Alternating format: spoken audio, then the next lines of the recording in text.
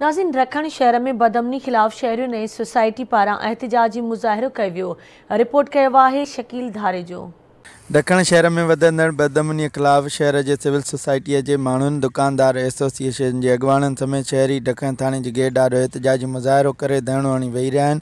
मुज़ाहिरीन पारां पुलिस ख़िलाफ़ सख़्त नारेबाज़ी कई वई आहे। उन हवाले सां मुज़ाहिरीन आवाज़ टीवी सां ॻाल्हाईंदे चयो आहे त सामान इहो चङो चोरी थी वियो आहे। मुंहिंजो रक़म बि हुई, भारी तादाद में रक़म पई हुई, मोबाइल हुई ऐं कुझु ड्राई फ्रूट या बाचका हुया, उहे बि चोरी थी विया आहिनि। हिन ताईं पुलिस कोई बि सहकार न कयो, कोई बि तवन न कयो। पुलिस हिन वक़्तु ताईं असां को बि तावन न कई आहे। सुबुह लाॻू फ़ोन कयो एसएचओ अचां थो पर को बि माना सॼो शहर गॾु थी वियो आहे। सिटी सॼो बंदि लॻो पियो आहे। वॾी बदअमनी थी वई आहे। राति बि असांजे शहर जो हिकिड़े शरीफ़ दुकानदार खे हुन ताला भञी हुन खां 4-5 लखनि जी चोरी करे विया आहिनि। कल्ह राति बि मेहूं काए विया आहिनि।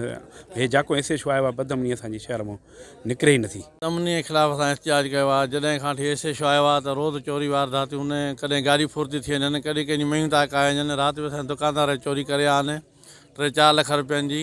असांजे एसपीअ खां मुतालबो आहे त जेको आहे एसएचओ बदिली कयो वञे ऐं चोरी वापसि कराए ॾिनी वञनि, न त ॿिए सूरत में असां रोड ब्लॉक कंदासीं। रखण शहर में जेको आहे त मुसलसिल जेको आहे त चोरीअ जी वारदातूं वधी वियूं आहिनि। बदअमनी तमामु घणी वधी वई आहे।